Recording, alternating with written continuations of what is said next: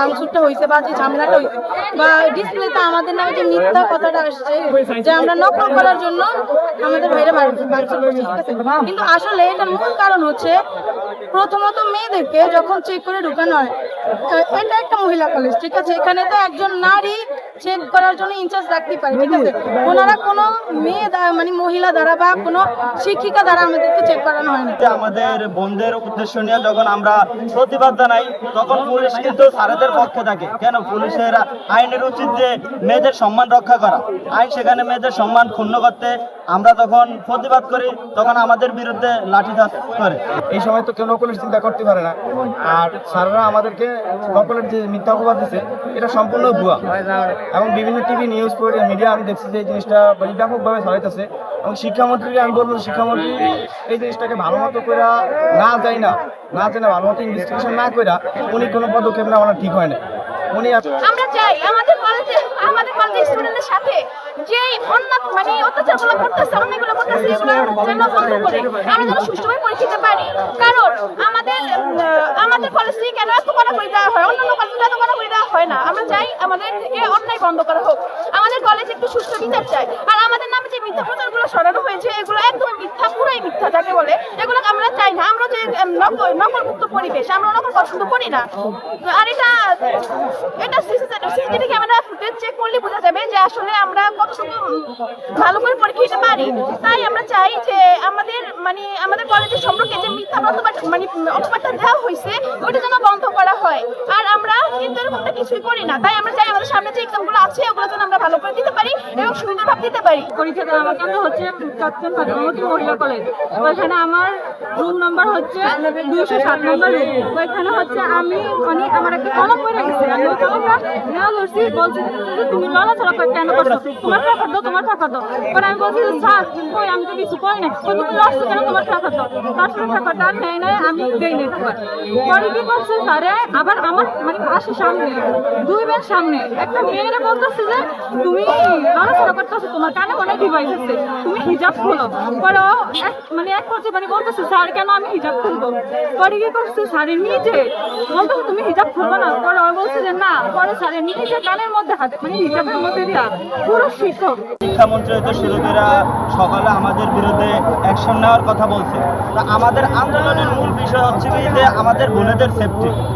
আমরা জনাব তারেক রহমান এবং শিক্ষামন্ত্রী এহসানুল হক মিলনের উদ্দেশ্যে এটা বলতে চাই যে মেয়েদের চেক করার জন্য হলো আপনারা একজন লেডি পরিদর্শক দেন যারা মেয়েদের চেক করবো। কোনো স্যার কোনো ছেলে শিক্ষক কিন্তু মেয়েদের চেক করার রাইট রাখে না। তো আমাদের এই চরপেশন ফাতেমামতি মহিলা কলেজে মেয়েদেরকে স্যাররা চেক করা হয়। তো আমরা আরও বলতে চাই যে আমাদের বোনদের উদ্দেশ্য নিয়ে যখন আমরা প্রতিবাদ জানাই তখন পুলিশ কিন্তু স্যারেদের পক্ষে থাকে। কেন? পুলিশের আইনের উচিত যে মেয়েদের সম্মান রক্ষা করা, আইন সেখানে মেয়েদের সম্মান ক্ষুণ্ণ করতে আমরা যখন প্রতিবাদ করি তখন আমাদের বিরুদ্ধে লাঠিচার্জ করে এবং গ্যাস নিক্ষেপ করে। এই জন্য আমরা চরপেশন ফাতেমামতি মহিলা কলেজের গেট যেটা ভাঙা হয়েছিল, আপনারা হয়তো ভিডিওতে দেখছেন, তো ওইটা আমরা ভাঙি যখন দেখি কি পুলিশ আমাদের বিপক্ষে, পুলিশ মেয়েদের সম্মান রক্ষা করার ক্ষেত্রে কাজ করতেছে না, তারা স্যারদের কথা মতো এবং অন্যায়ের পক্ষ নিয়ে কাজ করতেছে, তখন আমাদের সাথে পুলিশের সাথে পাল্টা হামলা হয়। তো আমরা সকলের উদ্দেশ্যে এটা বলতে চাই, আর আমাদের যারা নেতৃবৃন্দ আছে দেশ নায়ক জনাব তারেক রহমান এবং শিক্ষামন্ত্রী এহসানুল হক মিলনকে বলতে চাই যে আমাদের মেয়েদের যারা আমাদের বোন এবং মা তাদের নিরাপত্তার ব্যবস্থা করেন আপনি পরীক্ষার হলে, তাদের পক্ষ নিয়ে কথা বলেন। আপনারা যদি স্যাররা এই কর্ম করছে তাদের বিরুদ্ধে যদি অ্যাকশন নেওয়া না হয় তাহলে মনে করবো যে আমরা এই বাংলাদেশের নারীরা আপনাদের দ্বারা নিরাপত্তা দেওয়ার কোনো আপনাদের অধিকার নাই। যে ঘটনাটা ঘটছিল এটাকে আমি বিকৃতভাবে ঘটনাটা প্রকাশ করা হয়েছে। আমরা এটা কোনোভাবেই প্রত্যাশা করি না। আমাদের এখানে আমাদের স্বাভাবিক একটা দাবির জন্য আমরা এখানে একটা আন্দোলন করতে গিয়েছিলাম, কিন্তু পুলিশ অতর্কিতভাবে পুলিশ আমাদের উপরে হামলা করে, যার কারণে আমাদের সাধারণত ছাত্ররা ছিল ওই জায়গায়, আমাদের বন্ধুবান্ধব সহ সবাই যারা ছিল তারা ক্ষিপ্ত হয় যে আমাদের বন্ধুবান্ধবের গায়ে পুলিশ কেন হাত দিবে। আমরা এখানে যে কোনো একটা দাবি নিয়ে আন্দোলন করতেই পারি। একটা গণতান্ত্রিক রাষ্ট্রে প্রত্যেকেরই অধিকার আছে যে কোনো বিষয়ে দাবি দেওয়া তোলা আন্দোলন করার। আমরা ওইটার জন্য আমাদের আন্দোলন করতেছি যে আমাদের হলে স্যাররা আমাদেরকে নকলের তো কোনো প্রশ্নই ওঠে না। নকল তো আর এই সময় তো আর এসে কেউ নকলের চিন্তা করে না। বিশেষ করে এই সময় তো কেউ নকলের চিন্তা করতে পারে না। আর স্যাররা আমাদেরকে নকলের যে মিথ্যা অপবাদ দিচ্ছে এটা সম্পূর্ণ ভুয়া, এবং বিভিন্ন টিভি নিউজ মিডিয়া আমি দেখছি যে এই জিনিসটা ব্যাপকভাবে ছড়াইতেছে। এবং শিক্ষামন্ত্রীকে আমি বলবো, শিক্ষামন্ত্রী এই জিনিসটাকে ভালো মতো করে না যায় না ভালো মতো ইনভেস্টিগেশন না করে উনি কোনো পদক্ষেপ নেওয়া ঠিক হয় না। আমি শুনছি যে উনি বলতেছে যে এরার বিরুদ্ধে 100 জনের বিরুদ্ধে মামলা নেবে, মানে বিভিন্ন অ্যাকশন নেবে এটা বলতেছে। কিন্তু উনি একজন শিক্ষামন্ত্রী হিসাবে আমি ওনার কাছে এই ধরনের কোনো বিশেষ করে আমরা এই ধরনের কোনো প্রত্যাশা করি না। কারণ উনি একজন শিক্ষামন্ত্রী হিসাবে ওনার দরকার ছিল যে এই বিষয়টা ভালোভাবে সুষ্ঠু তদন্ত করে তারপরে যে এটার বিরুদ্ধে ব্যবস্থা নেওয়া।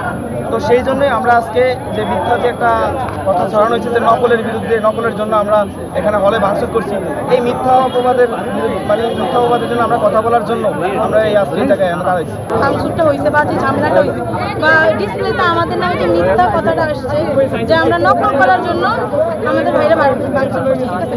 কিন্তু আসলে এটার মূল কারণ হচ্ছে প্রথমত মেয়েদেরকে যখন চেক করে ঢোকানো হয়, এটা একটা মহিলা কলেজ, ঠিক আছে। এখানে তো একজন নারী চেক করার জন্য ইনচার্জ রাখতে পারে, ঠিক আছে।